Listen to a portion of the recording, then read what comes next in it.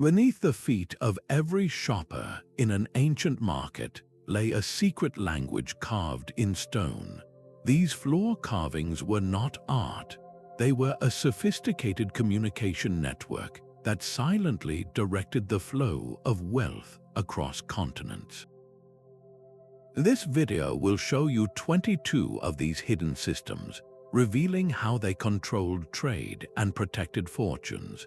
We will travel from the Silk Road to medieval European squares, uncovering how a simple spiral could warn of bandits or how a star chart could predict the best time to sail. You will learn the ingenious reasons these codes were created and how they shaped the economies of their time. By the end, you will never look at an old marketplace the same way again. How did a maze pattern update merchants on caravan routes? What secrets were broadcast through the flow of water in a bazaar? We are about to decode the original Internet of Trade, built not with wires, but with stone and cunning. What do you think was the most valuable secret these stones could hide? A merchant in a crowded bazaar stands surrounded by a cacophony of languages, his every move watched by competitors and foreign agents. To speak aloud about a delayed silk caravan or a sudden drop in spice prices would be financial suicide. This was the crucible that forged covert communication. Long before digital encryption, the most sensitive market intelligence was broadcast under everyone's feet, hidden within the very stones they walked upon. Historian Dr. Elena Vance explains that trade required trust but also secrecy. These carvings were the perfect solution, accessible only to those taught their meanings and completely invisible to everyone else. They did not just convey messages, they created an exclusive club. The symbols themselves were masterpieces of disguise, often borrowed from local folklore or common religious art. A pattern depicting a popular myth might seem like simple decoration, but to a trusted merchant, it spelled out a specific instruction. A spiral near a stall entrance could warn of increased bandit activity on the northern route, advising a delay. A set of intersecting lines carved near a fountain might indicate a safe house for a private negotiation later that night. This system was not just about passing notes, it was about building an unbreakable network of trust. How did a simple star chart prevent economic espionage? The very public nature of the code was its greatest strength. A spy would be looking for whispered conversations or passed scrolls, never suspecting that the market floor itself was the message board. By embedding vital data in plain sight, merchants protected their fortunes and controlled the flow of trade with silent, stone-cold efficiency. Right there, in the shadow of the spice stalls, a sprawling labyrinth carved into the floor was more than a curiosity. For the merchants of Antioch, this intricate maze was a living, breathing map of the caravan routes stretching across the desert. A trader would nonchalantly walk the pattern, his feet tracing the grooves in the stone. If a path led to a dead end, the message was clear: bandits have closed the northern pass, find another way. But if the route flowed uninterrupted to the center, it signaled safe passage and clear roads ahead. Market officials updated this stone bulletin board daily, using nearly invisible chalk marks to alter the perceived endpoints of certain corridors. To any visitor, it was just a beautiful, complex design, perhaps reflecting a local myth about a hero's journey. But to the initiated, it was a critical intelligence report, allowing entire trading houses to pivot their strategies without a single word being spoken. This silent coordination prevented financial ruin and ensured goods flowed smoothly, all under the watchful eyes of competitors who saw nothing but decoration. But while some traders navigated desert labyrinths, others looked to the stars for their guidance. Alexandria's harbor markets held another layer of silent communication under the Mediterranean sun. Etched into the stone pavements near the docks were precise star charts, their positions mirroring the constellations above. For a merchant standing at the water's edge, these carvings were not decoration, they were a functional instrument. By observing how the shadows fell across the carved stars at different times of day, a sailor could receive critical navigational advice. A specific alignment might confirm a safe window for departure, while another pattern, perhaps showing a star cluster obscured by a carved wave, could serve as a silent storm warning. Historian Dr. Ben Carter explains that these celestial compasses were rooted in advanced astronomical knowledge, often maintained by scholar priests who meticulously tracked seasonal changes. For instance, when the carved figure of Orion lined up perfectly with the actual sunset, it broadcast a message every sea trader understood: the start of the prime trading season had arrived. This system did more than optimize travel. It forged a shared language among seafaring traders, reinforcing community bonds through a silent, scientific code. It shows how ancient innovators seamlessly merged celestial science with daily commerce. This ingenious use of symbols extended far beyond the stars, as merchants found another way to hide vital information in plain sight, using the familiar forms of animals to secretly encode market prices. Within the bustling Rialto market, a stone griffin's raised claw was a silent shout that spice prices were about to soar. Venice's merchant guilds perfected a language of mythical beasts, where each creature was tied to a zodiac sign and a specific trade good. A dragon coiled on the pavement did not represent a fairy tale. It represented the silk trade, its every scale and claw holding meaning.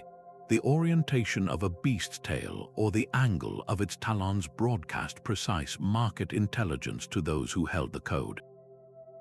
A lowered tail signaled a drop in the price of silk, while a dragon looking westward might indicate that a new shipment was arriving from that direction. Guild members carried small, encrypted codebooks to decipher these subtle shifts, allowing them to buy or sell with a decisive advantage long before the general public caught on.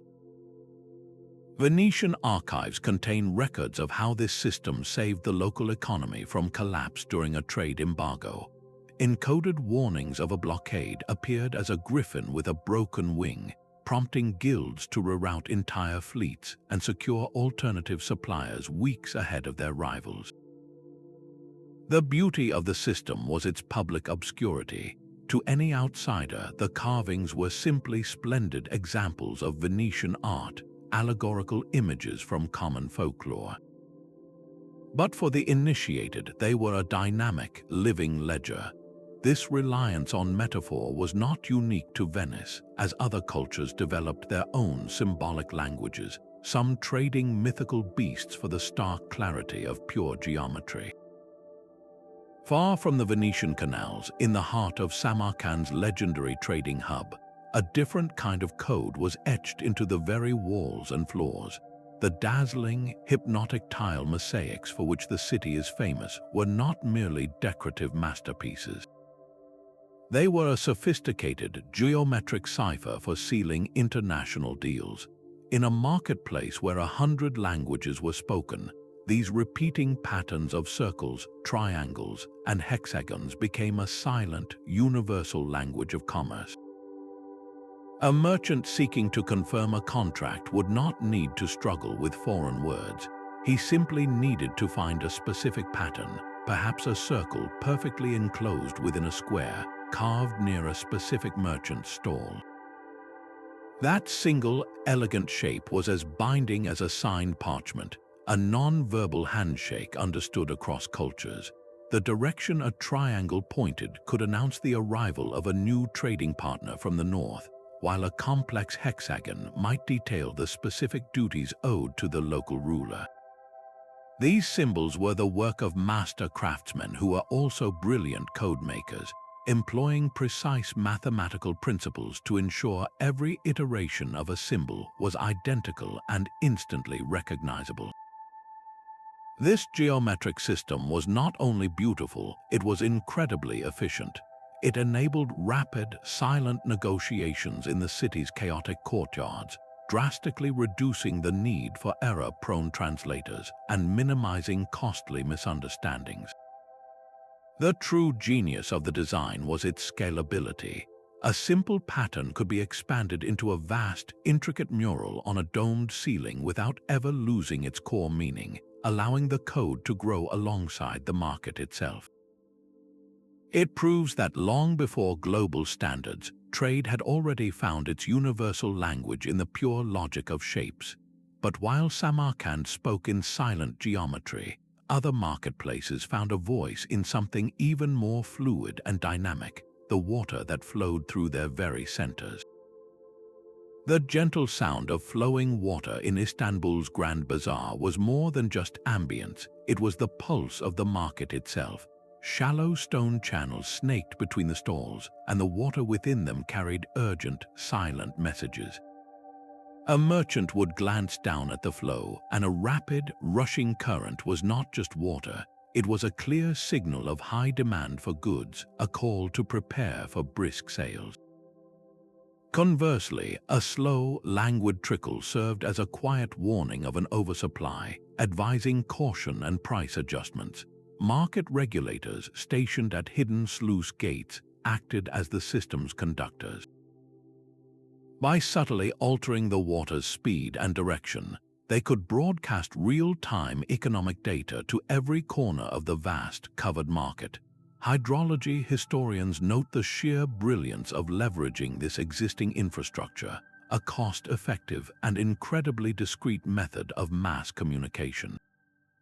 For instance, during a sudden silk shortage, officials would manipulate the gates to create a distinctive, zigzagging flow pattern through the main channel.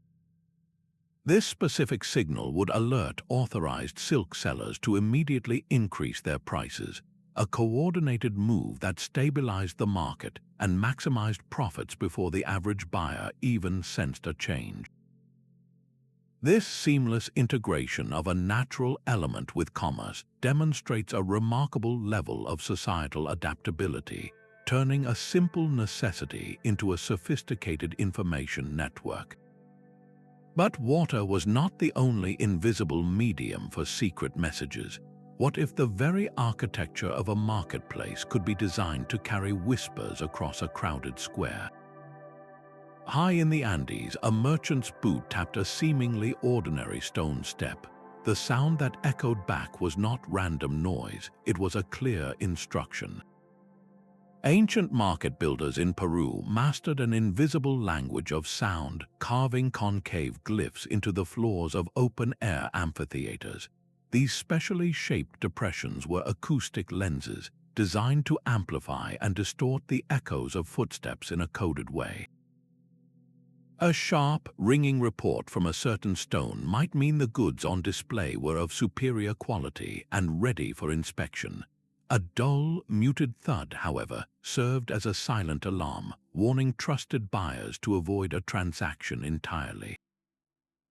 The system was brilliantly covert. A merchant could casually shift his weight or scuff his heel to hear the message, a method that left no physical evidence and functioned perfectly even in the densest crowd. Anthropologists trace this auditory code back to ancient ritual practices, where specific acoustics in sacred spaces were believed to carry the voices of spirits. That profound cultural knowledge was then ingeniously repurposed for the high-stakes world of trade, creating a communication channel that was both instantaneous and untraceable. This reliance on environmental acoustics shows a deep understanding of the local landscape, turning the very mountain's echo into a tool of commerce. But while some cultures spoke through sound, others planted their secret messages in the cycles of the earth itself, using the familiar shapes of flowers and leaves to mark the passage of time and opportunity. Beneath the vibrant chaos of Delhi's Chandni Chowk, a silent floral clock dictated the rhythm of the spice trade. A stone lotus carved near a stall entrance was not merely decorative, it was a precise economic forecast. Its blooming petals signaled the imminent arrival of the monsoon rains, the perfect time to invest in spices that thrived in the coming humidity. A few weeks later, a marigold carving would appear, its bold, symmetrical face announcing the start of the harvest season and the sudden abundance of turmeric and saffron. This was a living calendar etched in stone.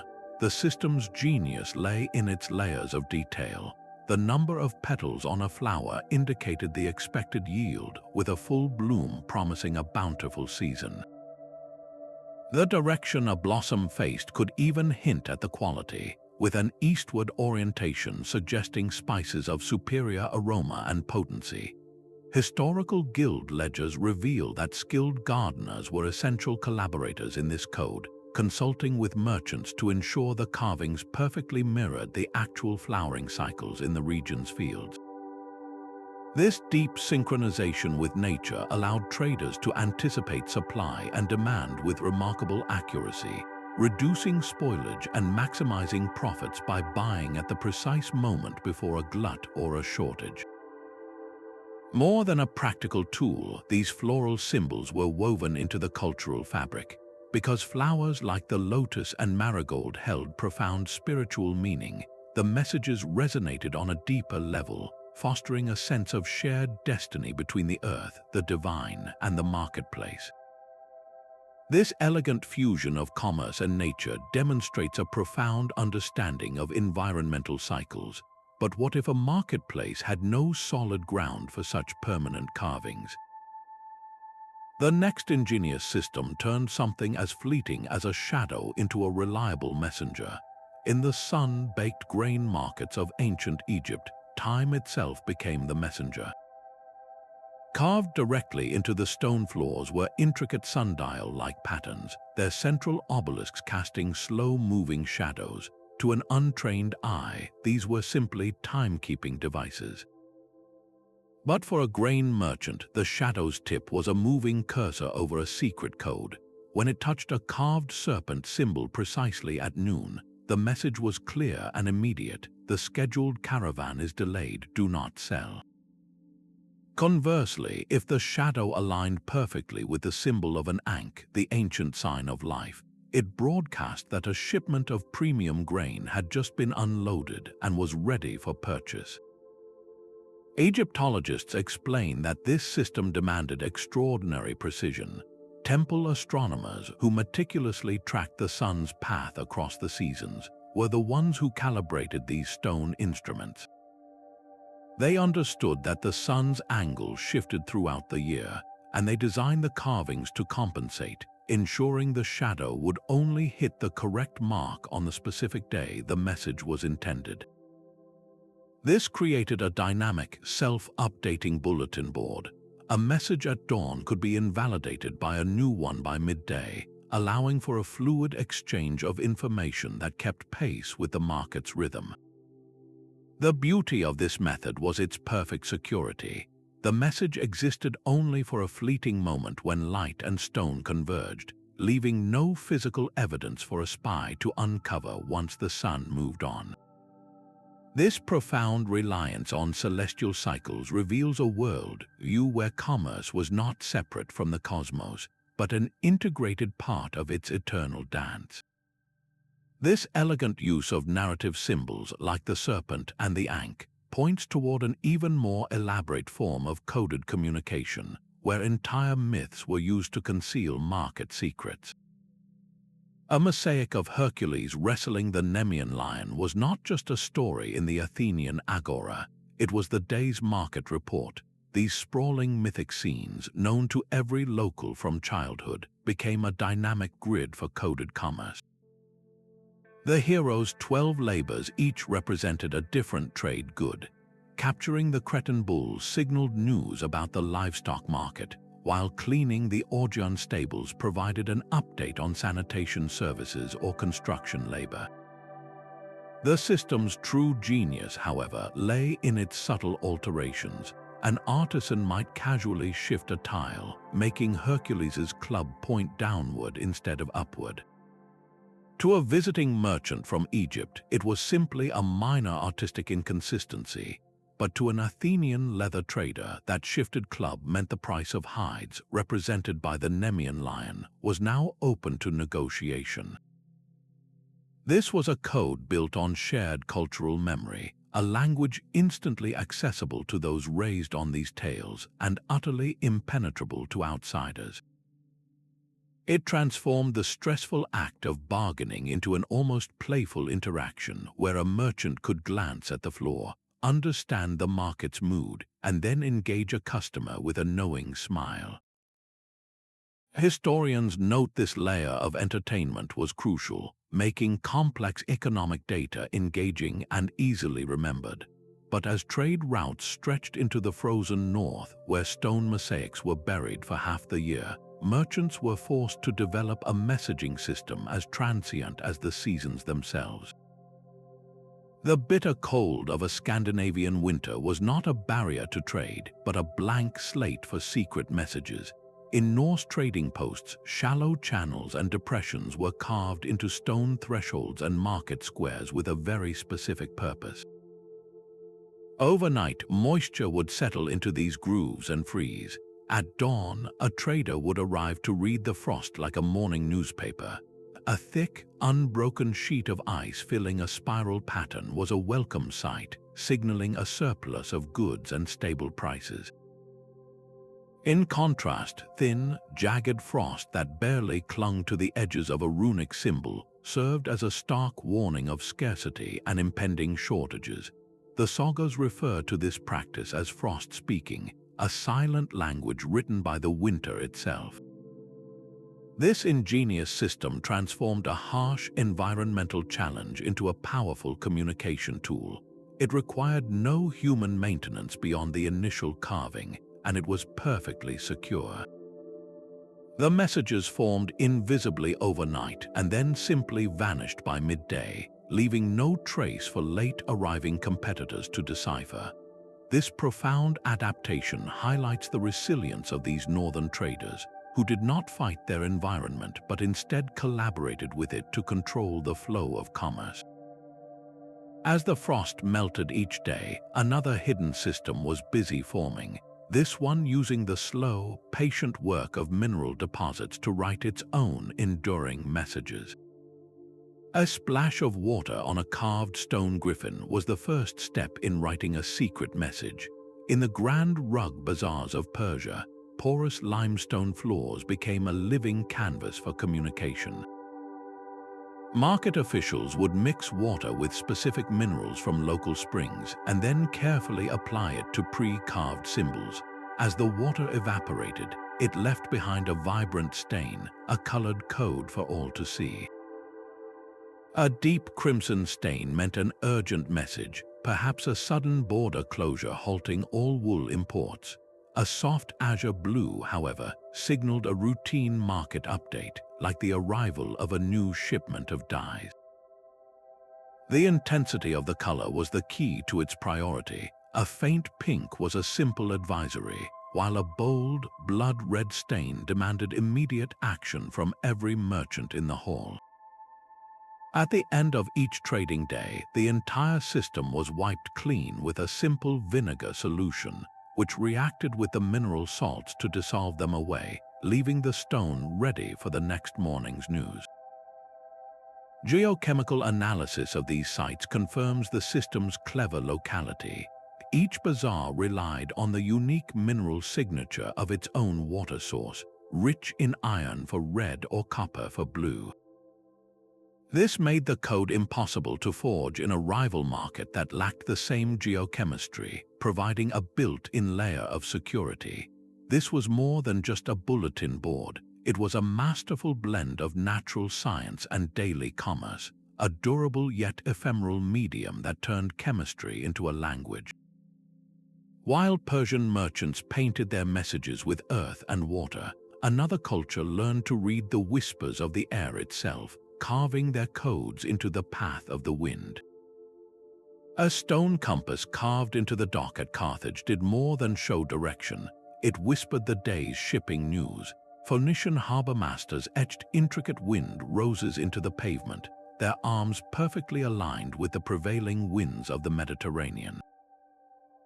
For a weary sailor stepping off his galley, a glance at the carving was all it took. If the northern arm of the rose was freshly chalked or polished, it signaled that ships from that direction were due imminently, and the docks would soon be bustling with new cargo. A prominent southern arm, however, broadcast a warning of delays, advising captains to expect longer port stays. This silent system thrived on universal meteorological knowledge.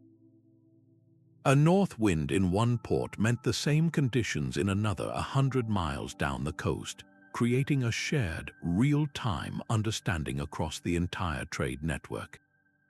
Maritime historians point out that this coordination was vital for managing complex, multi-port journeys, allowing fleets to adjust their schedules and cargo handling without a single shouted command over the din of the harbor. It was a perfect fusion of human ingenuity and natural law, turning the invisible force of the wind into a public information service. But while coastal traders read the air, inland marketplaces found their messengers in the earth, using the familiar shapes of animal tracks to guide commerce through dense, trackless forests. A lion's paw print carved deep into the stone of a savanna market was a message every trader understood instantly. Danger lies ahead on that path. Across the trade centers of East Africa, a silent language of animal tracks guided the flow of people and goods. This was not a random collection of carvings. It was a precise code drawn from generations of indigenous tracking knowledge. A set of antelope hoofprints, for instance, pointed toward a safe and well-traveled route with accessible water. The system's genius was in its intricate detail. The spacing between the carved prints indicated the distance to the next viable stop or oasis, with wider gaps signaling a longer, more arduous journey ahead. Even the depth of the carving held meaning. A shallow impression suggested easy, flat terrain, while a deeply gouged print warned of difficult mountains or rocky passes ahead. Anthropological records highlight how this system leveraged universal local skills. For a trader raised in the region, reading these stone tracks was as natural as reading the actual spoor left by animals on the trail, making the code instantly accessible to the community and completely baffling to any foreign merchant or potential spy. This intuitive design fostered immense trust among caravan leaders, allowing them to share critical route intelligence without a single meeting, coordinating their movements to avoid ambushes and natural hazards across vast, volatile territories. It represents a profound integration of environmental wisdom into the very heart of commerce, where understanding the behavior of wildlife was directly linked to economic survival. While these terrestrial guides relied on the wisdom of the earth, another system looked upward for its cues, inscribing its secrets into the face of the moon itself. High above the market, the moon dictated the rhythm of trade on the stone floor below. In the great plazas of the Maya, intricate carvings charted the lunar cycle with stunning precision. A perfectly rendered full moon symbol did not just represent the night sky, it broadcast a message of plenty, signaling that harvests were bountiful and the market was overflowing with maize, beans, and squash. Just a few steps away, the ominous void of a new moon carving served as a sobering economic forecast, warning of scarce resources and the need for careful rationing. This was far more than simple decoration. It was a functional lunar calendar. Archaeologists studying Mayan codices have matched these carvings to detailed records of market days and trade festivals. The symbols were often accompanied by bars and dots, a counting system that specified the exact number of days until the next major trading event. A full moon glyph next to 4 dots, for example, told every merchant that the main market festival would begin in 4 nights, allowing them to coordinate their travel and prepare their goods. This system synchronized the entire regional economy with the cosmos, embedding the practical needs of commerce within the sacred cycles of time. By linking market days to celestial events, trade itself became a ritual, strengthening community bonds and ensuring that economic activity flowed in harmony with cultural and spiritual life. This profound connection between the heavens and the marketplace reveals a worldview where commerce was a sacred dance with the universe. While some cultures wrote their secrets in the stars, others wove theirs into the fabric of daily devotion. The sacred geometry of a mosque found a second, secret life under the feet of traders. In the great Islamic bazaars, the stone floors were often carved with patterns that perfectly mirrored the intricate designs of prayer rugs, a beautiful disguise that doubled as a covert communication network. A merchant could kneel as if in quiet devotion, his hands tracing the familiar contours of a mihrab arch pointing towards Mecca, but the direction of that arch held a second, earthly meaning. If it pointed just a few degrees off true east, it whispered that a caravan from India had just arrived with spices and silks.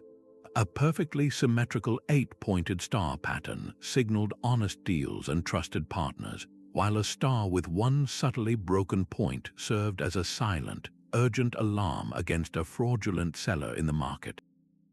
Islamic art historians note that this system was a masterpiece of cultural integration.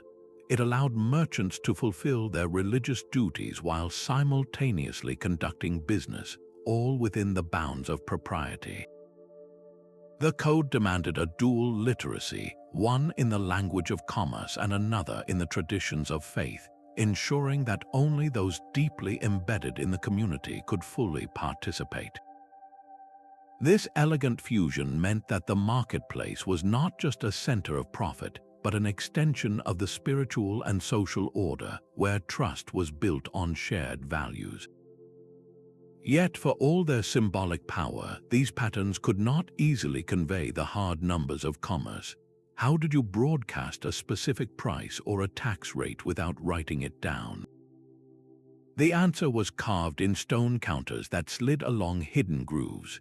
A stone floor carved with parallel grooves was a silent accountant in the markets of the Silk Road. These were not random scratches but a fully functional abacus, a tactile calculator designed for rapid, discrete deals. A merchant would kneel, placing smooth pebbles into the carved channels. The groove farthest to the right might represent single bolts of silk, the next one tens and the next 100s. To negotiate a price, he would simply slide stones back and forth, his counterpart watching the physical movement of each pebble. When both parties nodded, the arrangement of stones became a binding, visual contract. This system was brilliantly democratic, making complex arithmetic accessible to traders who could not read or write. Historical ledgers from the period note how these groove-based calculations drastically reduced disputes, as the final agreement was laid out for both to see, leaving no room for misinterpretation of a hastily scrawled number. The negotiation was not just fast, it was tangible. The clatter of a stone moving from one groove to another was the sound of a deal being made, a clear and unambiguous signal in a bustling, multilingual market. More than a tool, it was a great equalizer, allowing any merchant, regardless of their education, to participate in high-stakes commerce with confidence. This analog system proved that the most advanced technology is often the one that solves a problem with elegant simplicity. But while some traders relied on the physical movement of stones, others synchronized their entire commercial calendar with the joyous rhythm of public celebration. The stone floor of a Roman forum during Saturnalia was more than a stage for celebration. It was a public announcement system. Grand mosaics depicting gods and their festivals doubled as a regulatory calendar where the sun itself unlocked the daily market rules. A mosaic of Saturn, the god of agriculture, governed the grain trade, while the wild festivities of Lupercalia were linked to livestock markets. The system activated on the specific holiday as the sun cast shadows across the intricate tile work. If the shadow from the helmet of Mars, the god of war, fell directly upon a sheaf of wheat during the Saturnalia festivities, the message was stark and immediate. The military had requisitioned a portion of the grain supply, and civilian prices were about to rise. This was not a secret code for a select few, but a brilliant public broadcast. By embedding economic directives within beloved cultural events, Roman authorities ensured near universal comprehension and compliance. A merchant did not need to read a formal decree nailed to a post. He simply had to look down at the floor during the festival he was already celebrating. Classicists point out that this fused commerce with civic and religious life, making the enforcement of market order feel less like a top-down command and more like a natural part of the communal rhythm. The very public nature of the message built trust, as everyone saw the same information at the same time. This seamless integration of trade, time, and tradition represents one of the most sophisticated public communication systems of the ancient world. But how could such a system function in a shifting desert landscape where solid stone floors were a rarity? The answer was written on the sand itself. A desert caravan pauses at a stone outcrop in the middle of an ocean of sand, and a trader kneels to sweep his hand across a shallow carving. He is not clearing debris, he is reading the mail. These sand script stations at Saharan oases functioned as the most transient of post offices, a series of wavy lines carved into the rock and filled with wind-blown sand shouted a dire warning: water is scarce at the next well, ration immediately. A set of clean, parallel lines, however, conveyed the best news a traveler could receive: the route ahead is clear and safe. The genius of this system was its total integration with the environment. The very wind that threatened the caravans also served as their messenger, constantly refreshing the grooves with new sand to be coded by the next passing trader. This was a language of pure necessity, born from a landscape where carrying permanent materials was impossible. Anthropologists studying Tuareg oral histories have found that the meanings of these patterns were woven into songs and stories, ensuring that every child in the community learned this vital code as naturally as they learned to walk. There were no tools required beyond a knowing hand to occasionally adjust the patterns. A trader could arrive at a station, see a confusing jumble of swirls left by a sandstorm, and with a few precise sweeps of his fingers, reset the message for the next group, turning chaos back into critical intelligence. The security was absolute. A message would last only until the next wind or the next traveler, leaving no permanent record for rival groups to find and decode. This was communication stripped to its most essential form, a testament to human ingenuity in the face of an unforgiving environment. While desert traders wrote their messages in sand, other cultures needed a system that could broadcast across vast distances almost instantly, turning the very air into a carrier for urgent news. In the heart of a bustling medieval fair, the central hearth was more than a source of warmth. It was a hidden communication device. The stones encircling the fire pit were carved with deep grooves, and when the flames roared, these carvings would heat up and change color, broadcasting silent alerts to the entire market. A stone glowing with a distinct, bright red hue was a high alert, signaling everything from the unexpected arrival of tax collectors to a sudden fire in a nearby street. A stone that remained a steady, dull black, however, simply confirmed that all conditions were normal and the fair could proceed without concern. Fair organizers managed this thermal code, carefully controlling the fire's intensity to activate the correct symbols. Historical reconstructions using period-accurate sandstone have proven its effectiveness, showing how a specific carving could reach its warning temperature in under an hour, providing a remarkably fast update system for its time. The reliance on heat made the system both interactive and perfectly discreet. A merchant warming his hands by the fire was simultaneously checking the security status of the event, all under the guise of a simple, everyday activity. This innovative use of thermal properties shows a profound understanding of local materials, turning simple stone into a dynamic information screen. But how could traders encode something as intricate as a multi-part business agreement without a single written word? The answer was found in a forest of stone pillars, each carved to look like a tangled rope. A complex knot carved into the stone floor of a Celtic hill fort was as binding as any signature. These intricate interwoven patterns, beautiful to the eye, were in fact sophisticated legal documents for sealing trade agreements. A tightly closed knot with no beginning or end in sight signaled a deal that was final and fully sealed.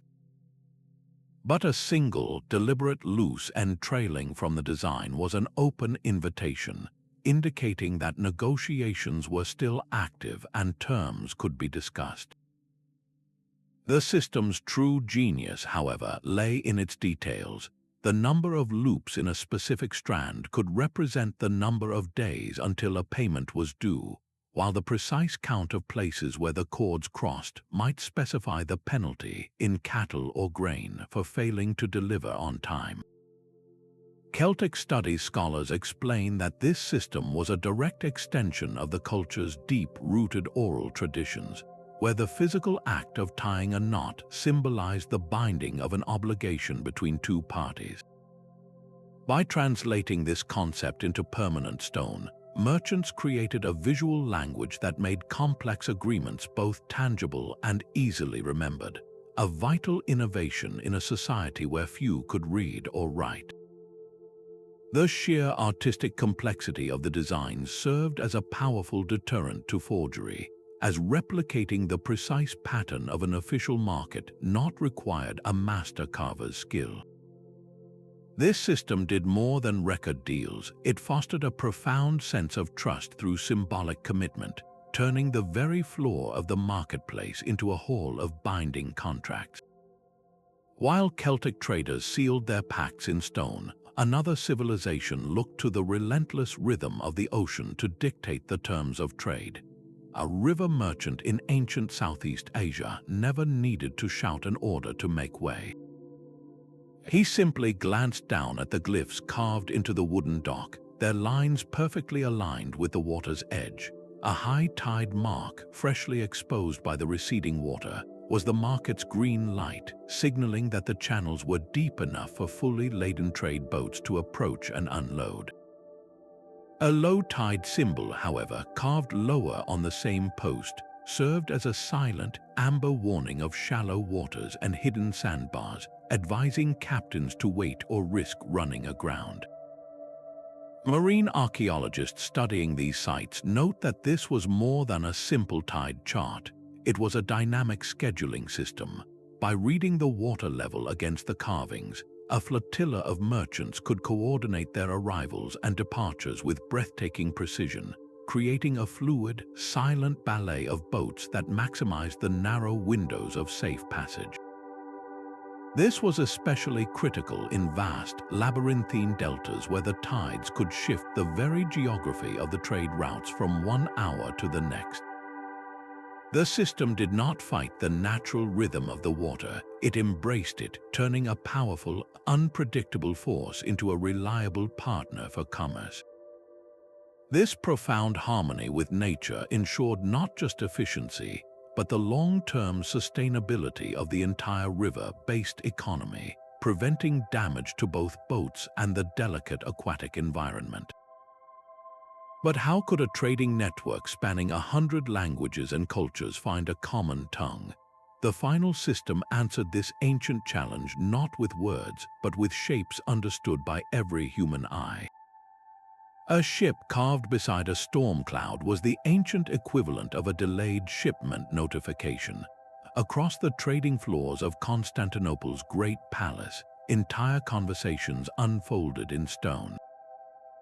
These were pictogram panels, a silent, universal language built from symbols every merchant, regardless of origin, could intuitively grasp. A simple carving of a scale did not just represent justice, it meant the market rate was fixed and non-negotiable. An image of a ship next to an open hand signaled imports were welcome and duties were paid. The true brilliance was in the grammar of their arrangement. A sequence showing a ship, then a coin, then a frowning face broadcast a clear, multi-part message. Payment for the last shipment was unsatisfactory. This visual syntax allowed for complex ideas like contractual disputes or quality, complaints to be communicated instantly, without a single shared spoken word between the parties. Historians note this system's power came from its foundation in universal human experience. Everyone understood the fundamental concepts of a ship, a storm, a coin, or a scale. By building a language from these shared reference points, the marketplace became more inclusive and far more efficient. It dramatically reduced the costly misunderstandings that could derail deals and spark conflicts between different cultures. This was more than a tool, it was a philosophy of trade, one that intentionally lowered barriers to participation. The legacy of this ancient innovation is all around us today. The intuitive icons on your phone's screen, the universal symbols for airports and restrooms, even the emojis we use to clarify a text message, all descend from this same foundational idea. These stone carvings were the original emojis, proving that the simplest images can build bridges across the deepest divides. As we near the end of our journey through these 22 hidden systems, a profound question emerges. What does the silent, collective intelligence of these ancient markets tell us about our own world? The invisible QR code on a modern product package is a direct descendant of that carved griffin in Venice.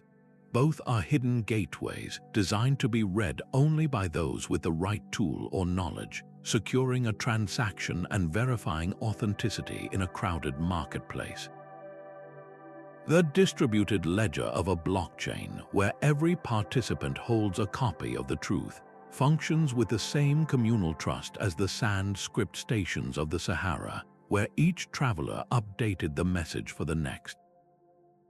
These ancient systems prove a profound point. The most effective communication often bypasses language entirely, relying instead on shared context and pure, elegant creativity. They reveal that trade has never been just about the exchange of goods. It is a deep fusion of culture, available technology, and the local environment. From the thermal stones of a medieval fair to the lunar calendars of the Maya, each system was a bespoke solution, a perfect adaptation to its unique challenges. By studying them, we see a blueprint of human resilience, a timeless drive to connect, coordinate, and protect our interests through discrete channels. This history invites us to look more carefully at the modern world around us. The simple icon on a restroom door, the universal power symbol on a device, even the specific sequence of lights on a server rack, these are our own hidden patterns. They are the silent, sophisticated codes that keep our global economy flowing, proving that beneath the surface of our complex digital age, the ancient principles of silent commerce are more alive than ever. From the whispering labyrinths of Antioch to the tidal glyphs of Southeast Asia, these 22 hidden messaging systems reveal a profound truth about human ingenuity. They show us a world where commerce and cryptography were inseparable, where the simple act of carving a stone could build an empire of silent trust. Each system was born from a specific, urgent need, whether it was avoiding bandits, coordinating shipments, or outmaneuvering spies in a crowded square. This ancient innovation did not rely on complex technology, but on a deep understanding of the local environment, available materials, and shared cultural knowledge. The most powerful messages were always those that remained invisible to the untrained eye, broadcast in plain sight yet protected by their own elegant obscurity. As you walk through a modern market or even a shopping mall today, remember the secrets that might still lie beneath your feet. Consider how the digital price tags and inventory scanners of our time are simply the latest evolution of this timeless drive to control the flow of trade with silent efficiency. The ancient wisdom of using universal symbols, environmental cues, and decentralized trust echoes in everything from supply chain tracking to the universal icons on our devices. If this journey into the hidden language of trade has captivated you, we would love to hear which system surprised you the most. Share your thoughts in the comments below and subscribe for more deep dives into the forgotten corners of history. Until next time, keep questioning the world around you. You never know what silent stories are waiting to be read if you only know how to look.